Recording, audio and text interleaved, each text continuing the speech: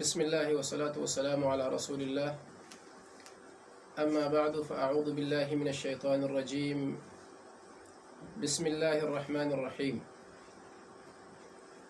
إن الذين يتلون كتاب الله وأقاموا الصلاة وأنفقوا مما رزقناهم سرا وعلانية يرجون تجارة لن تبور.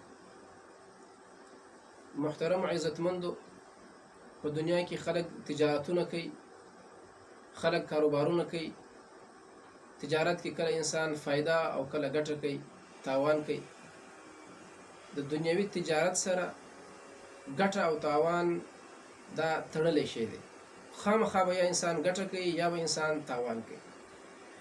لیکن یو تجارت رب العالمین فرمایلی دی، رب العالمین انسانیت ته بیان کړی دی. دا عزتمندو ډیر غټ او ډیر بهترین تجارت دی. انسان د پاره پکار دی چې دا تجارت وکړي.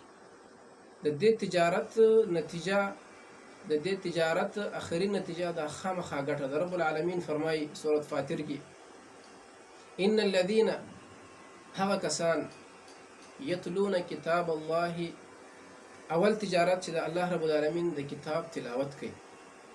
د رب العالمین د دې بهترین کتاب سره، د دې عظیم شان کتاب سره د دې خلکو خپل تعلق جوړوي. یتلون کتاب الله، دیو د الله سبحانه و تعالی د کتاب تلاوت کوي. عزتمند دا کتاب په د قیامت په ورځ د رب العالمین په دربار کې د انسان خلاف گواهی وړي. د انسان خلاف به دا کتاب عزتمندو الله رب العالمین ته مقدمه وړي.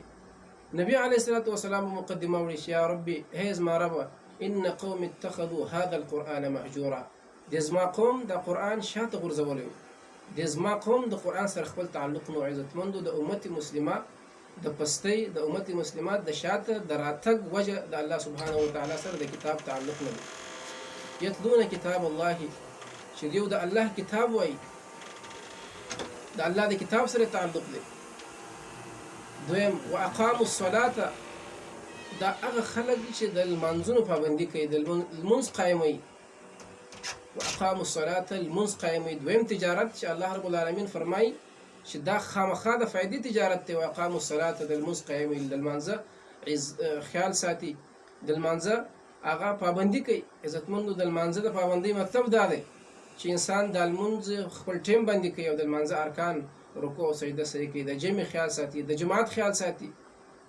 او دریم تجارت وانفقوا مما رزقناهم سرا وعلانیه، کوم رزق چې رب العالمین د خلکو ته ورکړی دی، کوم دنیا چې الله سبحانه و تعالی د خلکو ته ورکړی ده، د دې نه په پټه او په ښکاره د خلک خرچه کوي.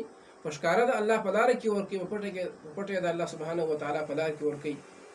دا درې تجارتونه د الله د کتاب سره تعلق، او دویم د لمانځه پابندي، او دریم د الله سبحانه و تعالی په لار کې انفاق، د نفقه د خرچې ماده په خپل ځان کې پیدا کول.